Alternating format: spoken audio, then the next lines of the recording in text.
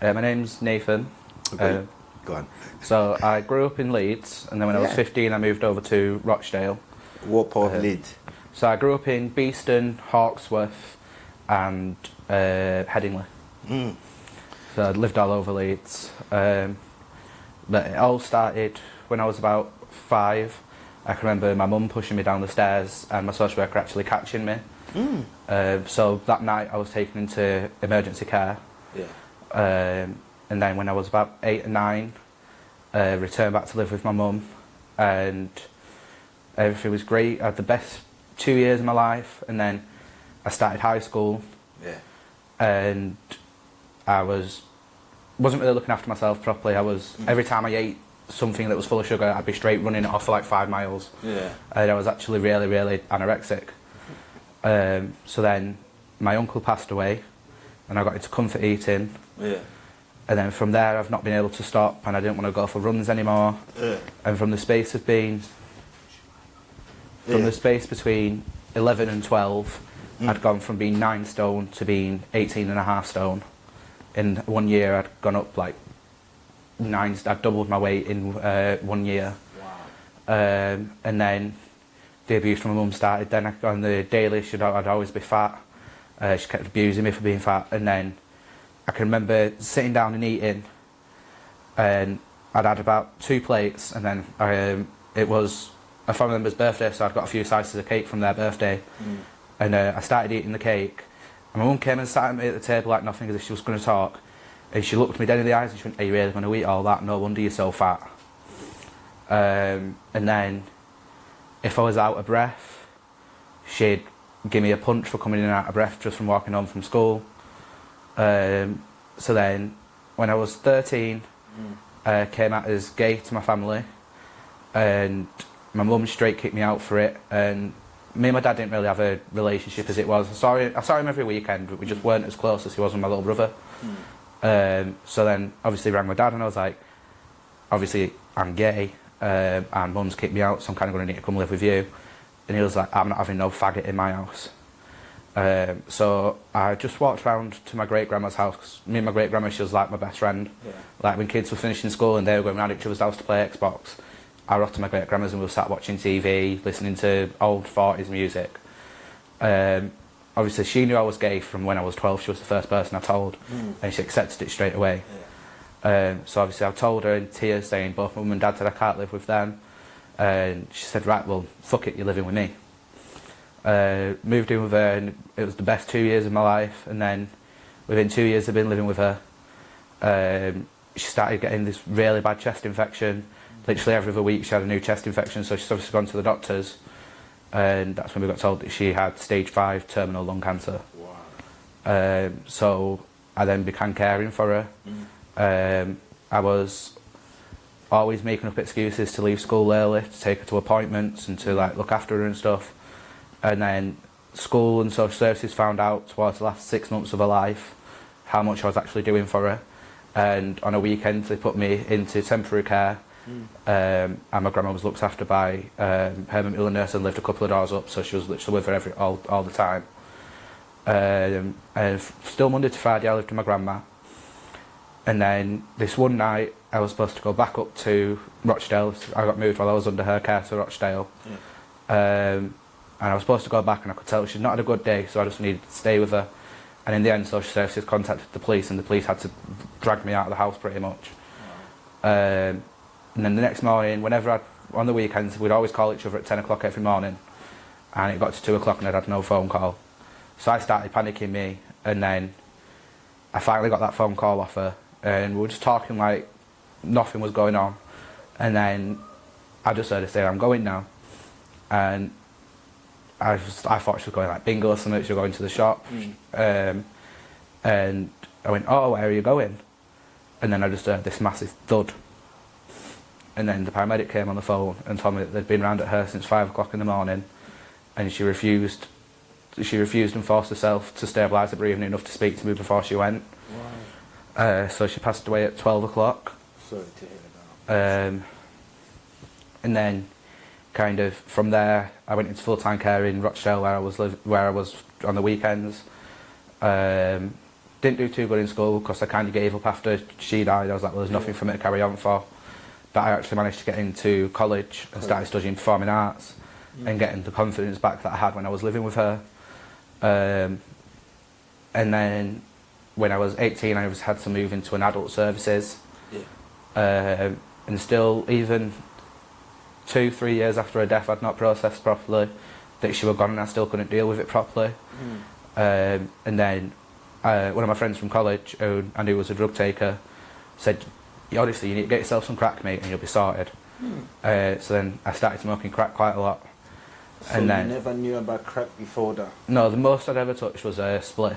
Spliff, yeah. So then I kind of ended up going on a really bad crack addiction. I was smoking up to 60-70 pounds a day. And the carer whose house I was living in, she came home early from work one day while I was stuck at the back door smoking a pipe. She could smell the crack as soon as she walked in the house, and basically she kicked me out. So because of crack, that made me homeless. Yeah. I managed to get myself off homeless. It's been 3 months since I've not touched any crack. Well, I've had a couple of pipes, but from being as heavy as I was in the last 3 months, I think in the last 3 months I've had 3 pipes. 3 pipes. Wow.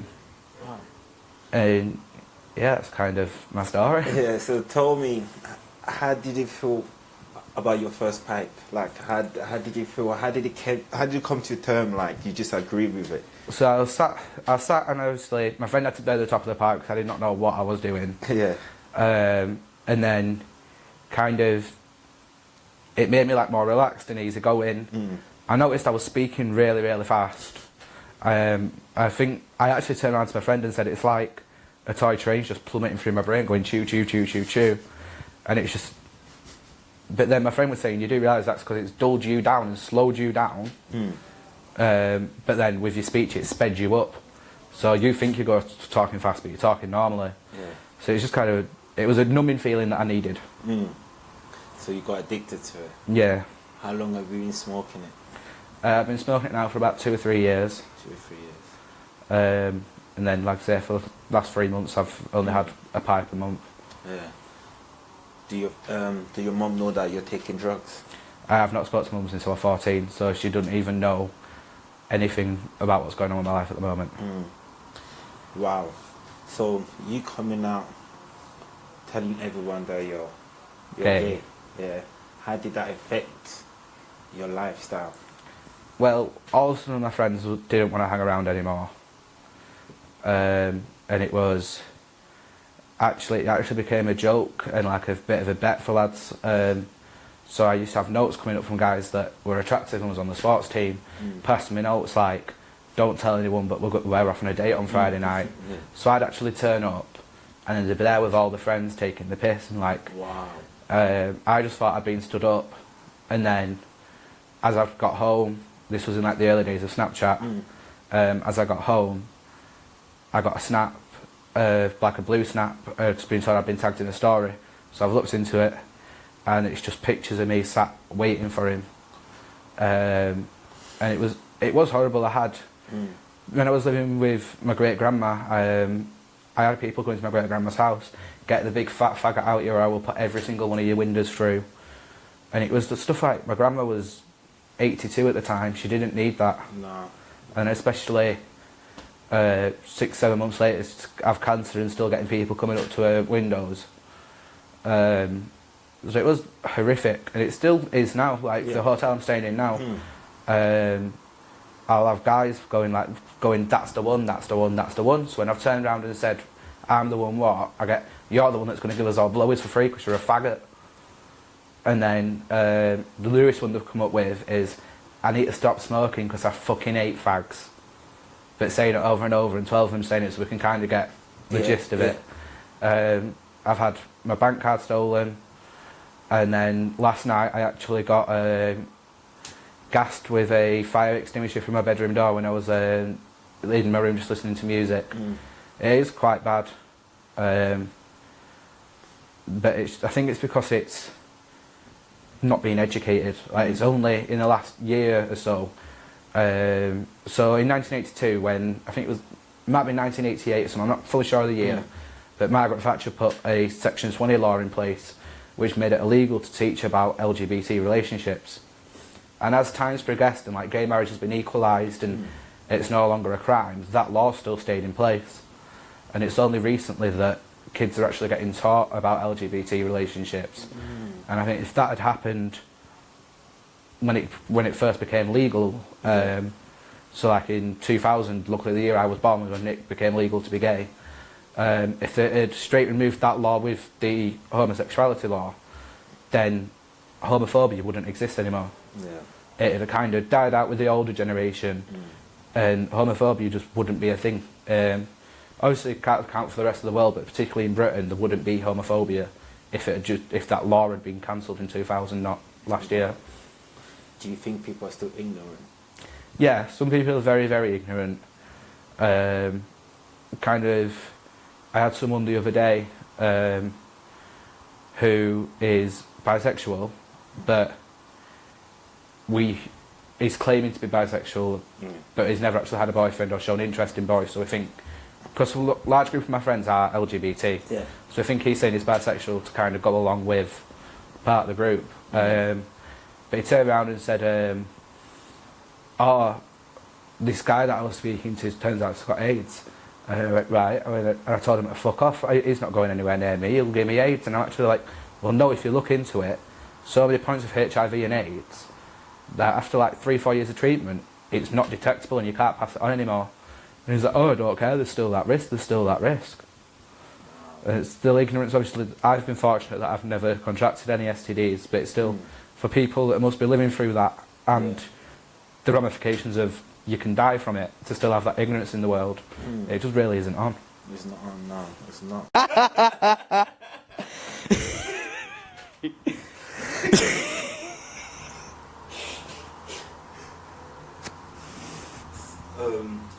So how do you support your habit? So I became shoplifting. I no longer do because I've managed to get down to, I do buy 1 stone when I get paid. But I became shoplifting. And I was stealing up to £35 of alcohol a day. But the best places was like your little frozen meat stores. Like I could steal a £7 to £10 worth of a full roast for your Sunday dinner, and I could then sell it on for £5-6, which if I got 7 of them, then I was sorted because I had enough for I had enough booze because of what I stole, and I had enough to get my stones. So it was something I regretted doing. I was never proud of doing, but I did what I felt I had to do to survive. Do you think the drug controls you? Oh, the drug definitely controls your life. If I was, when I used to wake up, it was around my drug use, so I'd wake up at 10 o'clock, I'd have my first pipe by 10:15, and it was just my whole schedule, like at least every hour had to have a hit in it. And I actually became homeless through drugs because my carer came home early from work and caught me smoking a pipe. And I was 19, just about to turn 20, and that's when I became homeless. Do you regret smoking crack? I regret it, yes, because I wouldn't be homeless. I'd have all the nice stuff my friends have, like PlayStations and all this.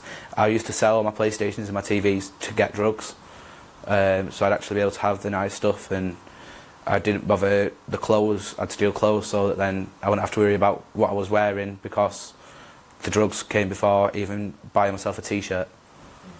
Like at one point I had no clean clothes, and I was like, well, the electric, when I managed to get somewhere to stay, I had to put towards the electric, and I had like a separate meter that showed how much I was using, and because I'd run out of electric, I didn't put the washing machine on, and I literally spent the whole day in just a pair of underwear, because I was like, well, I've got £10, but I need that for my drugs. So you stay all day In my underwear. I wouldn't go out. I'd just spend the whole day just walking around the house in my underwear. If I needed to go to, like, say I needed to get something from the fridge, wouldn't put any clothes on, I'd just be in my underwear. Wow. And that was just because the last £10 I had got me 8 stone, so that mean I'd have drugs for the next day. Have you ever tried go to a rehab? I never went to rehab, but I got my friend to lock me in her house for 4 days, and I went cold turkey, and that's how now I feel strong enough to only have 1 pipe a month. Her house was a mess after 4 days. She was like, "You're fucking cleaning that," and it just, yeah, it was the most horrible feeling going cold turkey, because you get You got locked in the room. Tell me about yeah. it. So How did you get to the term that? so How did you make the decision? I basically lost a lot of friends over my drug use, and this one friend said, like, "Look, you need to sort yourself out." And I'd heard of people going cold turkey, and I went, "Well, what if you lock me in your house and I go cold turkey?" But the thing with the amount of pain that going cold turkey actually gives you, there's quite a lot of people, so it's something like 29% of people that go cold turkey end up dying. So it is one of those where it comes with risks, but it saved my life, because now I've got friends, I've got people I can talk to. Yeah.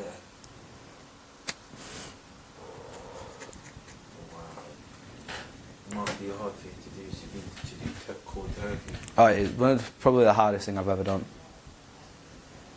Yeah. How did your body feel like? So during it, it was excruciatingly painful. It felt like someone had literally just thrown a match on my whole body. It was that painful. But by the end of the 4 days, I started to feel healthy, because I didn't have all the chemicals and all the crap in my body. Yeah. And then I started to realise I can do this. I don't need drugs. I think I only have that pipe now just to take the edge off. I feel like if I was at a nice, stable, and my life was going stably, I think I'd be completely off it. How long have you been homeless? So I've been homeless now for about 5 months. But at one point before I went to my great-grandma and she said I could live with her, at 13 I was on the streets for 6 months. And it's a horrible experience. Like, when I remember being 13 on the streets and scared in the middle of winter, a homeless charity actually gave me a sleeping bag. Like, I made friends on the streets, and a homeless guy went and said, "I've got a friend." And obviously with my age, I didn't want to go and speak to anyone, because it'd be straight social services, police. Yeah. So one of my older homeless guys actually went and got a sleeping bag for me. And I remember this one night, it was freezing, and a group of lads had been on a night out, walked past, and actually started pulling and ripping my sleeping bag and stole my sleeping bag from me. And it was just horrible. And I phoned social services 3 times and said, "Look, I'm 13, I'm on the streets, this is where I stay." And I got told, social worker will come to you on Monday. And then the one day I actually resorted to begging, because I've never begged. I was always brought up, you don't beg for people, if someone offers, you only take something if it's offered. I actually said, "Do you know what, have you got any spare change?" And my social worker walked past, and she went, "You're getting in my car now." And that was it. I was off the streets and living with my great-grandma. Wow. If you got any advice to give someone? I'd just say, no matter what you're going through, if you're offered hardcore drugs like crack and heroin, I know it's easy to say, but say no, because obviously you think that one hit, that one pipe or whatever is the best feeling in the world, and you think, oh, it's only one pipe, but then it becomes into 6 pipes, and then before you know it, it's out of control. It's I think it was actually Noel Fielding, who spent a lot of his life on drugs, actually turned around and said, in life you're always chasing the dragon, always chasing the next adventure, but don't let the dragon become the demon.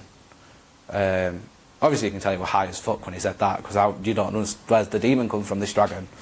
But it's basically, when you look into it, it basically means what might give you the fun and you have to do every day, no matter what obstacles the dragon's throwing your way, don't turn to drugs, which was obviously the demon in that metaphor.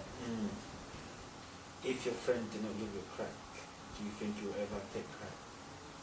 No. I was brought up, my uncle died from a crack and heroin overdose, so straight from the start I knew crack and heroin was bad. So I feel like if I didn't accept that one pipe when I was at one of my lowest points, I don't think I'd have ever done it. Wow.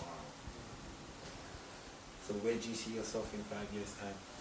I'm hoping in 5 years' time that I've gone back to college to finish my performing arts, and I'm currently in the middle of sorting out a scholarship to the Juilliard School of Dramatic Arts, which is the best performing arts university in the world. Wow. So I'm hoping to be in New York by then. Do you perform?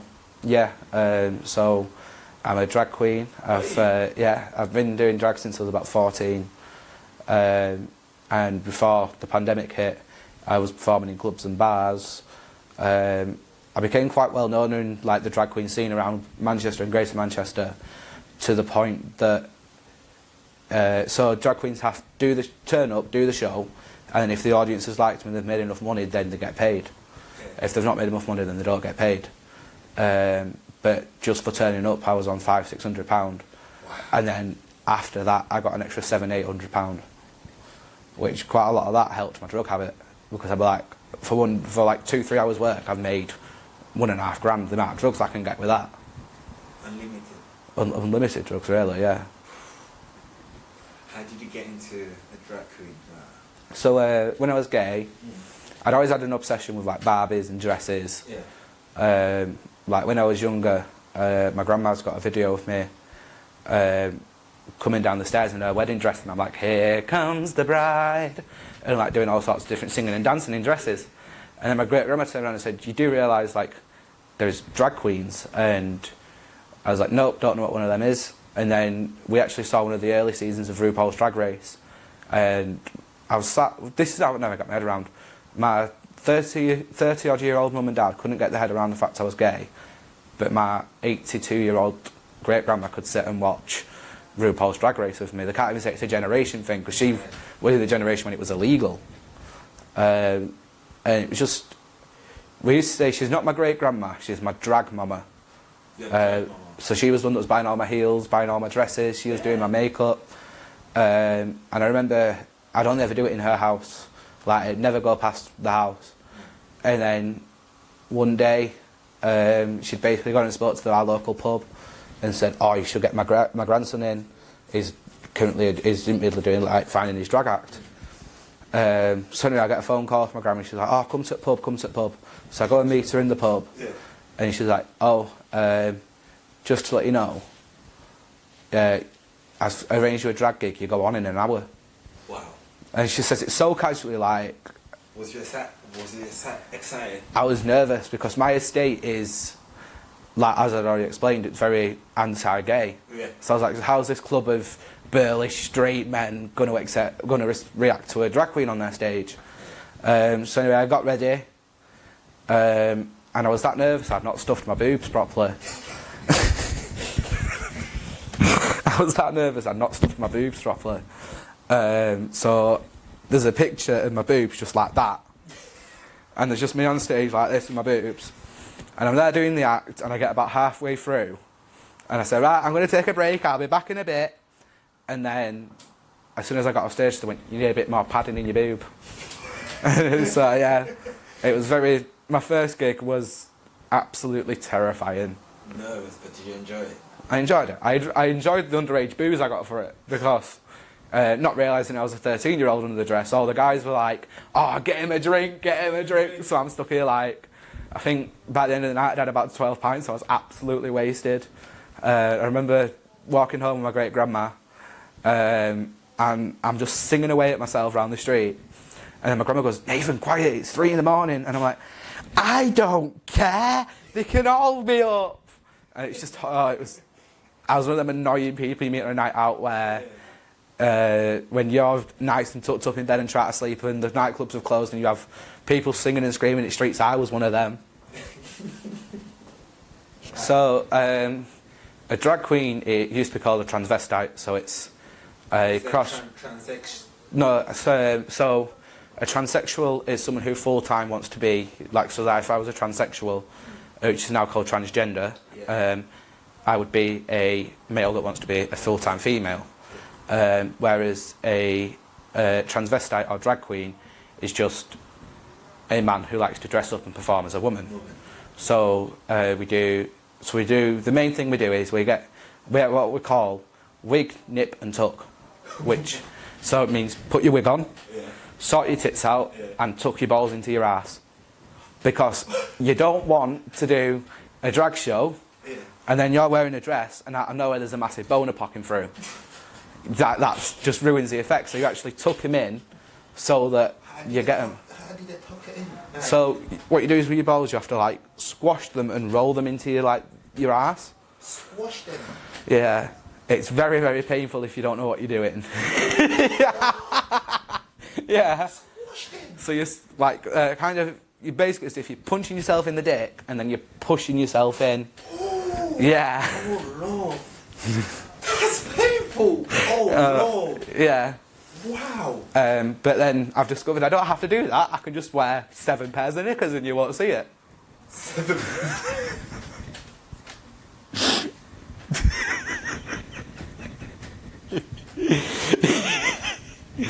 Just don't wear thongs.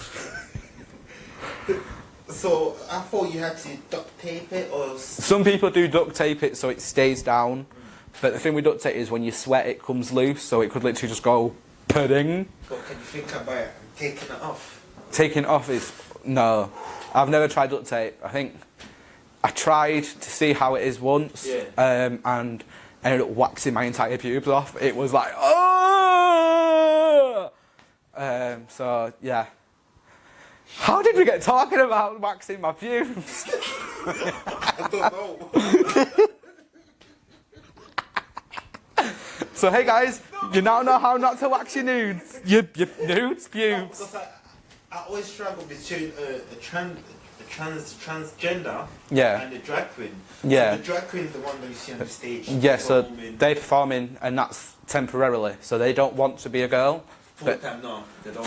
They don't want to be a full-time girl, whereas a transgender is, they're not on stage and full-time they want to be a girl or they want to be a boy. What's your character like? Have you got a name for your character? Like, do you call it character or a person? It's a persona. A persona. So I've got 2 main ones I use. Yeah. So I've got Chardonnay, where I play on the fact that I'm a man in a dress. Yeah. So it's be like, hiya, I'm Chardonnay. Are you looking at my melons? You should not be looking at my melons. And that's like the one that's playing on the fact that I'm a man in a dress. And then I have Tiffany, which is, hi boys, how you all doing tonight? Maybe 2 or 3, you could stuff me. Like dead slutty and down and like, your typical Rochdale girl really. So that's how it goes, like, and people, are you on stage? Yeah, so most pubs are on stage, some pubs are in like the dancing area. You're dancing there, yeah. And you do jokes, you do lip syncs. Yeah. And I do, quite a lot of mine is audience participation. So like the first drag show I actually did with my friends there, I pulled each and every one of them up and exposed their embarrassing secrets. So I remember with one of my friends, I turned round and I pulled him up and I went, so Dino here is still in love with Chloe. And then the thing is, what I didn't know is Dino had brought his girlfriend and he swore to her that it was over her. So yeah, that caused a lot of trouble. You wish you kept your mouth shut. Yeah. I ruined a lot of relationships that night. Are you in the relationship? I'm not, no. I've currently come out of a relationship that was emotionally abusive and really it wasn't a relationship, it was more of a sex thing because he only bothered with me when he wanted sex. So that was a year and a half ago now that we've been together, and I think we broke up like 2-3 nights ago. 3 nights ago. Wow. So I'm just glad to be out of there though. That's a long time. Yeah. That's a long time now. Like we had quite a few friends. Like we all went on a group blind date, so there's like 6 of us, and we didn't know who we were meeting. And we all ended up getting together that same night, and quite a lot of them was engaged and getting married. And I actually said to him like, "Oh, are we going to get engaged?" And he was like, "Oh, I'd have to love you to do that." And it was kind of then that's when I found out I'd fallen for him, but he hadn't fallen for me. What did he say? I'd have to love you to get engaged to you. So that's how I knew he only really wanted me for sex. that kind of confirmed it. I was like, well, I don't want a relationship like that. How did it make you feel? It made me feel like I wasn't a person, I was just an object, I was just something for him to get sex from.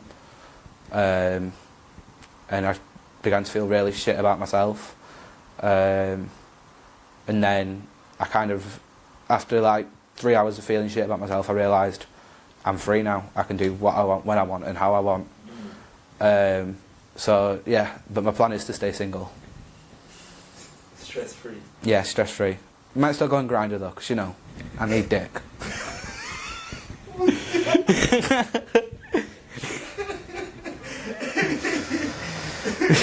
You're still single, but you still need some action.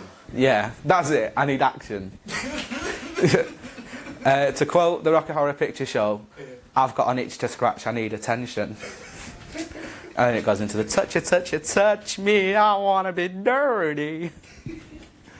So does your partner use to smoke, take drugs as well? No, so he knew I took drugs and he would give me money for the drugs. Because if I was out of it, he could do whatever he wanted. So he kind of took advantage of the fact that I was on drugs. And then that's when I realised, like, no, this isn't.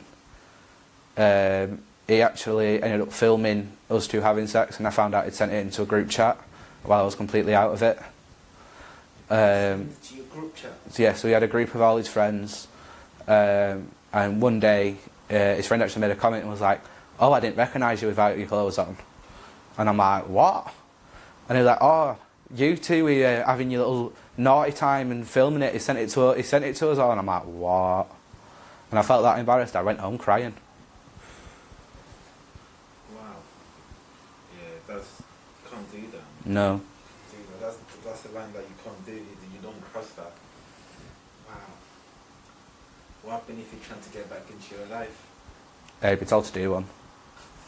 Like, ain't got no time. I don't go. I've been back to exes and it's ended the same way. I see it now as just a bump in my rear view mirror. And maybe the way my love life's heading, I might need to kiss a few frogs to find that prince. I might have to go dipping in ponds and kissing frogs.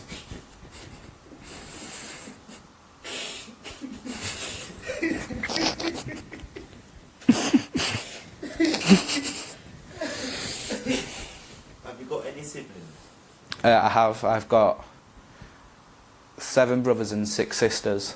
7 brothers and 7 sisters? 6 sisters. 6 sisters. That's a big family.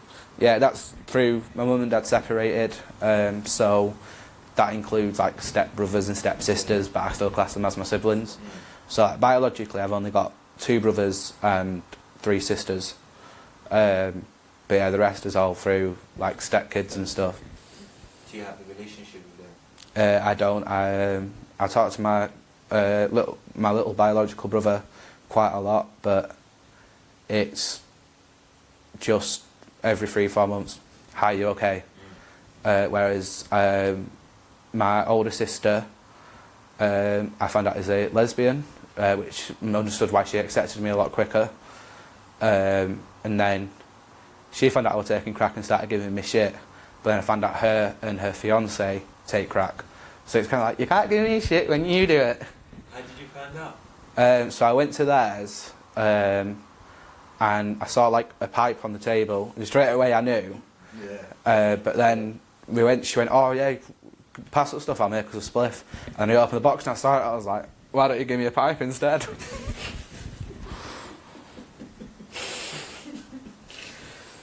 Would you like to rebuild a relationship with your mother? No. I feel like one of my old carers has become my mum. I feel like my actual mum, my biological mum, was my practice mum before I got my real mum. I feel like if she's not wanted to do anything to do with me since I was 14, why should I want to do anything with her? We only live once. I know we only live once, but she turned my life into a complete and utter hell. Like, I can't sit here. I obviously chose to take drugs, but if she hadn't have kicked me out, my life wouldn't have span out that way. And if she hadn't have been so abusive, I wouldn't feel bad about myself constantly. Yeah. But it's easy to say, oh, if my mum didn't do this, I'd have had a perfect life, but you never know what your life would have been like. But yeah, I just feel like that part of me and my mum's over. You trapped up. Yeah. Are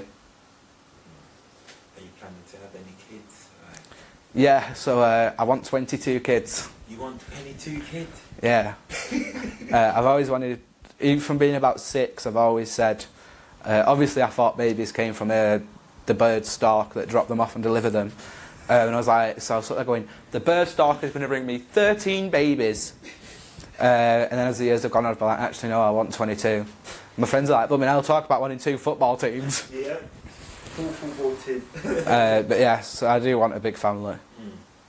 It's just going to be hard finding a woman that wants to have 22 kids for me. Is the only one that would gladly have 22 kids? So you're not planning to stop? Do you drink? I've cut down on my drinking massively, but I did drink quite a lot between 18 and 19, and then now I think I have a drink once a month. Yeah, so you don't depend on drink? No, I'm not dependent on drink. Just Although I wouldn't say no to a drink.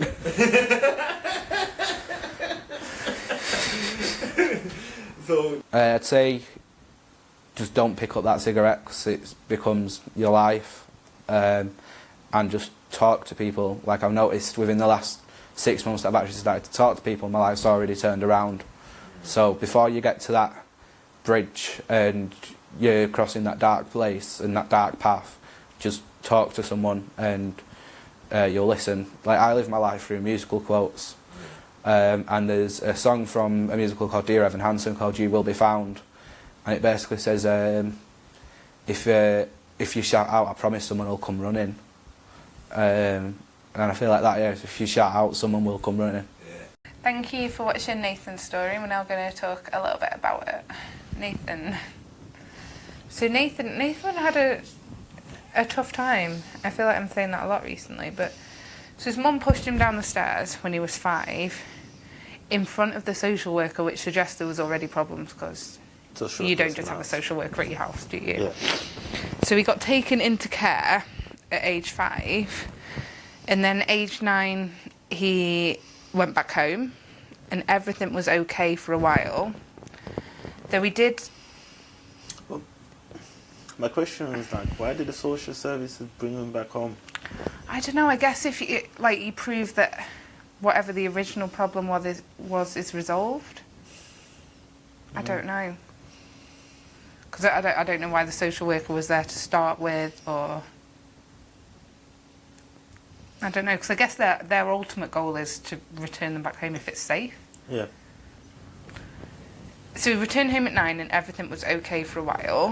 However, like, he did then go through a stage of being anorexic, didn't he? Like he said, he was like controlling what he ate, running a lot, and he was really skinny. However, within a year, he doubled his weight. He switched from being anorexic and turned to comfort eating. Or switched from being like on the verge of anorexia to comfort eating. And like doubled his weight. And that's when the abuse from his mum started again. She was picking on him, like asking if he really wanted to eat that and stuff.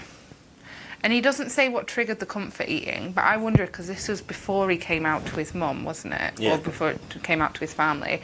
I wonder if he knew, and maybe that's what led to the comfort eating. Oh, the anxiety. Yeah, like, he knew he was different, he knew how he felt, and he probably had a fair idea of how his family were going to take it. And he was dealing with that stress by comfort eating. Yeah, probably. Like, I wondered if that was... Because he was young, like, it's a lot to take, isn't it? That's young. What, 11? Yeah. Yeah, Like, that's too young. it's a lot of stress. Like, he shouldn't have stresses at that age. Like, you shouldn't be... Do you think at 11, do you know if you're... I don't know. Yeah, I guess if you know, you know. Like, you knew at 11 that you were straight. Like, why would it be any different him knowing at 11 I that he's didn't gay? even I didn't even know if I was straight at 11. I guess you're not really thinking about it, are you? Nah. But you must have known you were attracted to girls. Like, I know, like, 11-year-old girls have, like, crushes on pop stars and stuff. Like, pop stars, I'm showing my age. But, like, you know who you're attracted to. Do you get what I mean? Like, even if it's not necessarily people your own age, but you've got crushes on, like, famous people. Mm. Do you think? I don't know, because I see where you're coming from. Like, at 11, I don't think I'd have been really thinking about that. Nah. But don't forget, he's younger than us. Like, this generation The is... generation, yeah. Yeah. Like, now, like, 11-year-olds seem to have full-on relationships. Yeah. Like, whereas at 11, like, I wasn't even thinking about that. Nah. Like, different generations, isn't it? Like, there's a lot more, like, they've got A the lot of social change. media phones, like... But I think 11 years old is too young to be focusing about. It's too young to be stressing about it. Yeah. No, it's too young. Yeah. But then he did, he told his mum, and she kicked him out. Sorry. His mum kicked him out. His dad wouldn't have him, as he was gay, wouldn't take him in. So he went through a period of being homeless for a bit. 13. Like, that's crazy. That is crazy. So where was the social services? I don't know, because I would have thought, like, if they've gone as far as taking him from his home for 4 years and then Yeah. return him, you would have thought they would keep checking. Yeah, yeah. But I guess if he was returned at 9 and he's now 13, that's like 4 years later, isn't it? I guess there has to be a point where they maybe... No, until you're 21. No, but if they've, like, returned you home and they've done regular checks and everything's okay, is there not going to be a point? Always going to be on your case. He's only homeless for 6 months. Yeah. Like, I don't know how often they check. I don't know. Don't know. Or do you think it even gets to the point of them, like, going round and checking, or do you think they're just, like, ringing and checking? Just ringing, I think. Yeah. Because he was homeless at 13 for 6 months. Like, I can't even... Like, I think being homeless looks tough enough as it is, let alone as a kid. And then, like, what was happening to school in that time? And because he wouldn't be going to school, yeah. so shouldn't social services then get involved then? Like, shouldn't the school inform? I don't know. They should. Like, things slip through, don't they? Yeah, but not for 6 months. It's crazy. But that I think that must have been really, really tough on him. But eventually, his great grandma was really supportive, and she took him in. And that just, I think, do you not think that goes to show that, like, and he says it himself, like, it's not a generational thing.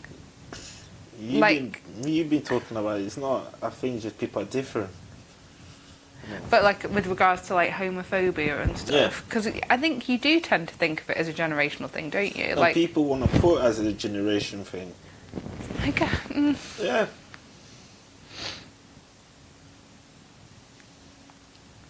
because you would think, like, his mum and dad would take it better than his great grandma, wouldn't you? Yeah.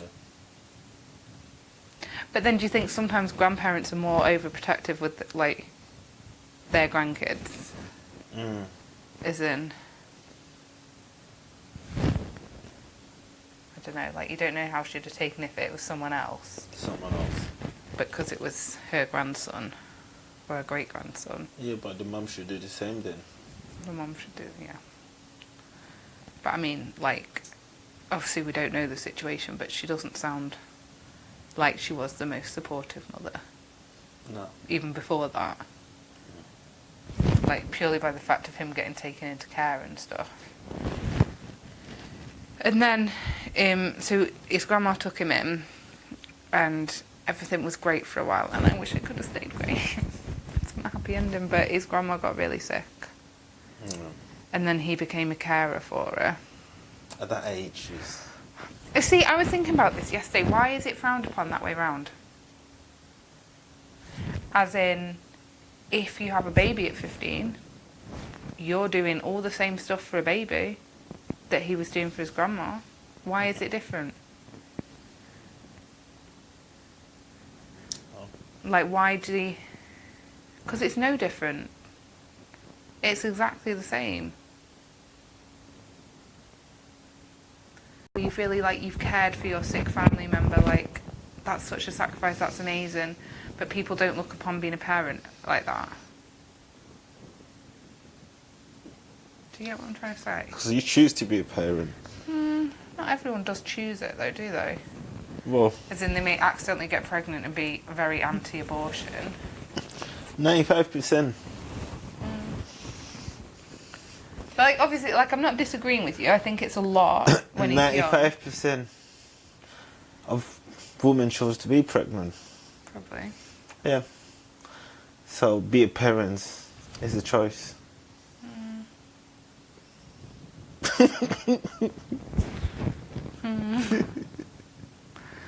Mabes.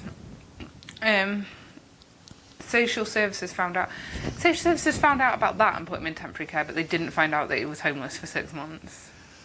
Yeah. But I guess probably when she passed away. No, but it was before that. Before when she was just really sick, social services found out that he was being her carer, and he got put in temporary care like at weekends to give him a rest. When I think that he'd probably have rather been with his grandma, wouldn't he? Yeah. Because it must get tough. Like, you're not being given a rest as in... Like, you've been given a rest, but you've been taken away from everything you know and put with a bunch of strange people. Like, that's not a rest to me. That's stressful. But it is. Yeah. Like, you'd surely rather stick in the home that you knew. But if it's not good for you. Yeah. And then sadly, his grandma passed away, and he then got put into full care. Went into full-time care after his grandma died. And like, that seems to have been like, despite like all the terrible stuff like with his mum and his home life and that, like his grandma passing away really seemed to be like the catalyst for everything going downhill. It's almost like he was like, that was my... she was his support system. Yep. She was the one, like, she supported him, like, for his first drag performance. Like, she was always so accepting of him. And it can't be easier. Like, some of the stuff he says about the homophobic, like, insults he faces and that, even now, like, it's just... I thought now is more people accept. But from what he's saying about, like, about where he lives, like, he's subject to, like, constant abuse. And, like, where you live, like, is meant to be, like, your safe place where you go and get away from everything. And, like, not having that at all. I think a lot of people are not educated about it. I think that's, yeah, I would agree. They're not educated about it. They're ignorant. But these are the same people that, obviously not all people, because some people are ignorant about everything, but the same people who would be so, like, anti-racist and all that, but for some reason it's fine to bully a gay person. Yeah. And it's not the same thing, but you're bullying someone for who they are and they can't help it. Like, he can't change who he is, and he shouldn't have to change who he is. No. Like, he's not doing any harm. He's not doing any As harm to making anyone. him happy, that's his thing. Yeah. If it does keep him happy, that's him. Like, no one's saying that you have to be in a relationship with him. Just be nice to him. You don't even have to be nice to him. Just leave him alone. Don't go out of your way to pick on him. Like, I'm sure he's not expecting them to hold the door open and make him breakfast every day. Like, he just wants to feel safe in his room. True. Like he was saying that he got gassed with a fire extinguisher when he was just trying to sit in his room listening to his music. Like, he's not doing any harm. The hostels are bad. But what do you think could be done further, like, educational-wise? Just tell people more about it. I just don't get what even needs to be taught. Like, it doesn't matter who you love or who you're attracted to. Like, it doesn't Yeah. make you a bad person. No, it doesn't. It doesn't.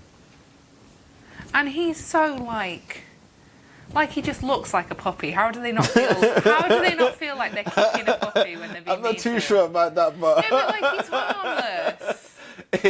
He's harmless. Like he's not a threat to you. Like, you don't have to go out your way to pick on him. No, Like you don't. he's No. not going to do anything.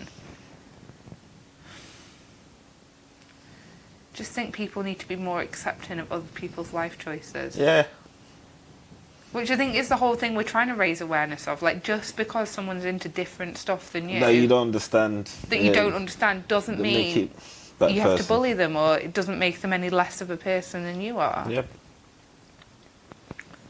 Because it doesn't. No, it doesn't.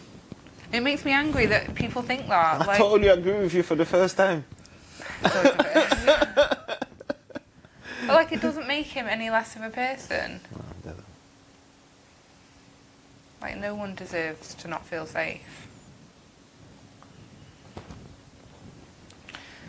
So yeah, like, after his grandma, he said like he gave up at school, like everything. He lost hope. He lost, yeah. He's hard though, because that's if she's the only person that support him. Because like losing like someone you love, like a family member or a Yeah. friend, like it's hard on its own, isn't Yeah, it? Without that being your only, Person that care for you. yeah, the only person that got you. Like, it's hard enough. Because I think he said that's why he started smoking. So he started smoking crack cocaine like a couple of years after that to try and help him deal with his grandma's death. Like, he wanted that like numbing feeling, like he just didn't want to feel it anymore. Mm. But why crack cocaine? More like, I guess does it ultimately like boil down to the company you keep? yeah, Because like his friend introduced him to it, didn't he? Whereas like if I'm having like a really bad day, and like I might call one of my friends round, Yeah. like their logical response, like especially if it was Sophie, would probably be like, let's have a drink, like let's have a gin. So like, is it like the company you keep that gives you those kind of opportunity is the wrong word, but option? yeah, yeah. Don't know. That's true. Because unfortunately, like, as we know from the people we spoke to, like, it's very rare to just have it a few times. Like, and then it moves past the point of being like an escape for him. Mm. Because then it's a full-blown addiction. Yeah. And he was bad. He was smoking a lot. A lot.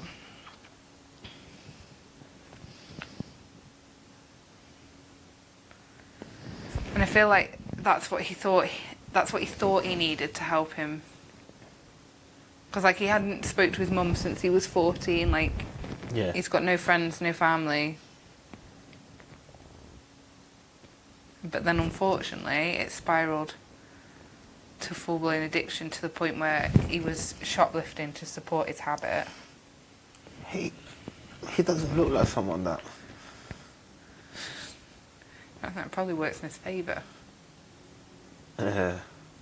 But he said something really interesting. I thought it was interesting, where he said the bit like, people often think like shoplifting's cool because you get like free stuff. And like, I'm so guilty of thinking that. Not that shoplifting's cool, but like, yeah, you get all this free stuff. Mm. But he doesn't. He doesn't get free stuff. Like, A, what he said is it's not free, like you're risking your freedom for it. And B, like they're doing it to sell to fund their habit. Like, Yeah. he's not getting, But they're not paying for it. like, yeah, but... So they're getting it for free. But say like someone shoplifted like a really expensive toothbrush. Yeah. Like, he's not getting to go home and enjoy that toothbrush. No, but he's selling it. As much as you can enjoy a toothbrush, I don't know, but like... But you're selling it. But, like, say you steal it and it's worth like £200. Yeah, you're gonna You're sell it not for se- £100. Do you think that much? Yeah. Well, I think like 30, 50 quid is Well, what someone... But they're that desperate that that's what they have to take. yeah. They can't wait for someone to offer them more. Yeah. They'll literally take the first offer Yeah. because he needs his money to buy his drugs. But I just thought like it was a really interesting point because like I tend... They're getting it for free. Well, yeah, but they're risking their freedom for it. But they're getting it for free. But how desperate must you have to be to do that? Proper desperate. Mm-hmm. You have to be desperate to do that. Because it can't be easy either. Like, No. especially when it's not just a one-off. Like he was doing that day in, day out. Wow. Wow. And you need to go different shops as well. Take different things. Can't be like... Yeah, it's not easy. And it must make you hate yourself as well because you know ultimately that it's wrong Yeah. and that you shouldn't be doing it, but you're that desperate for the drug that you're doing what you've got to do. And I guess it's harder in a way for guys. Like girls tend to turn to like prostituting, don't they? Because it's easier. Yeah. For a guy, you have to. You can't really turn to. No, some of them do. Mm. Yeah. Some of them, but it's more like you have to do robbing shops. But amazingly, he went cold turkey. Cold turkey, that's. I can't even. You can't even give up cigarette. I know. I know. Trust me. That's why, like, I can't get over how amazing that must have been. Like, and do you not think that shows, like, deep down, like, what a strong person he is? Like, yeah. he managed to do that. Like, that must have been hell. See, if you really want it, you can You can do it. do it. And he got clean. Got clean, and he's got all these plans, like, for his, like, to turn his life around. Like, he wants to go to college, do performing arts. Like, he's got his drag queen thing. Yeah. Like, and he's still young. Like, he has not necessarily yet screwed up the whole of his life. No. Like, he can still do it. He can still achieve everything he wants to achieve.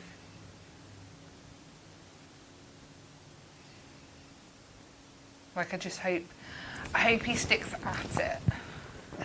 It's not gonna be easy. Well, because he's not really clean though, is he, technically? No.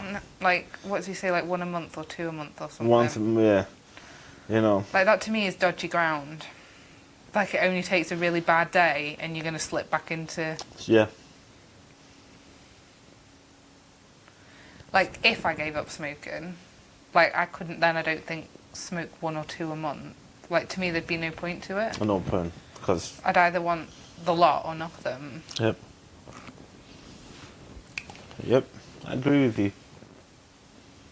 Like, it just, to me, is like dodgy ground.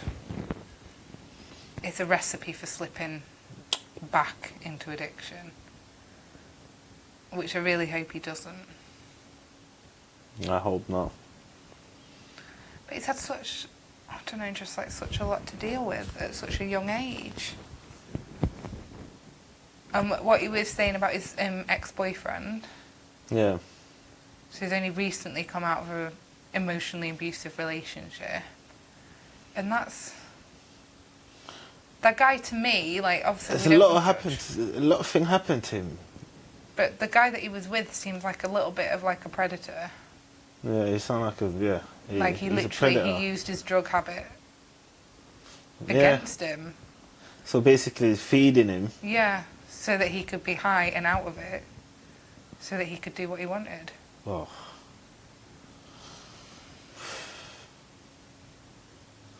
Yeah, that's... That, like, takes a lot of healing to get over that kind of thing. Like, that guy shared a video. Show it to people.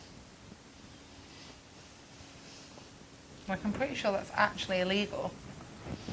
Illegal, yeah.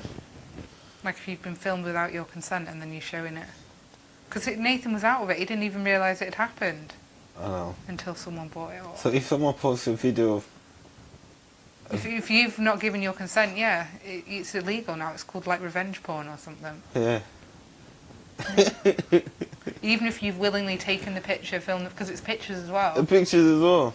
Yeah. If the other person shares it without your consent, like it's not okay. That's crazy though. But if someone allow you to record them, is that them giving you permission? No, not to distribute it. Oh, okay. We're not running a porn industry to distribute. Shut up. But you know, no, that's not permission to then. Same way if like a girl sends a guy a picture, that's I'm not just permission asking. to then put it out there and show everyone. I was just asking, so. You're on one today. I thought if someone recording it, yeah, they're giving it permission. But I get what you're saying, not to share it. Yeah. Not to share it. Because would you like your stuff going all out there? I don't mind. Oh, well, that looks like consent on camera then. I don't record nothing, so there won't be nothing out there. Okay. No.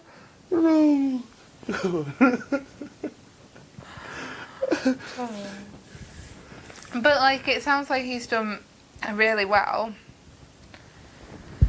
to get out of that relationship and not slip back into old habits yet. Yeah.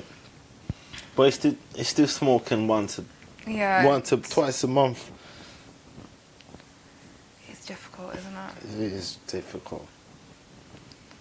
Like, I feel like he just needs to like surround himself with like a good group of friends. Yeah. Like, get his head down, go to college to do the performing arts, which I don't think to him would even be work. Like, he sounds like he loves that. He loves kind it, of, yeah. Like, that's his passion. To be a drag queen. I'd love to go see him. I reckon it'd be amazing. Yeah. He's got all those characters. Tiffany, the slutty one. How many characters? I can't remember. There was like at least 2. There was one before Tiffany. Yeah. But yeah. Like, I hope. Like, he's got a lot of potential. A lot of potential. And I just hope he keeps it together. Like, and he's got through so much and achieved so much. And he's only young. He's got his whole life ahead of him. It would be a shame to throw it away just because of what his mum and dad did to him. And Yeah. is there any other points that you'd like to? Nope. Thank you very much for watching, and we'll see you again soon. Please don't forget to subscribe if you've enjoyed it. Thank you.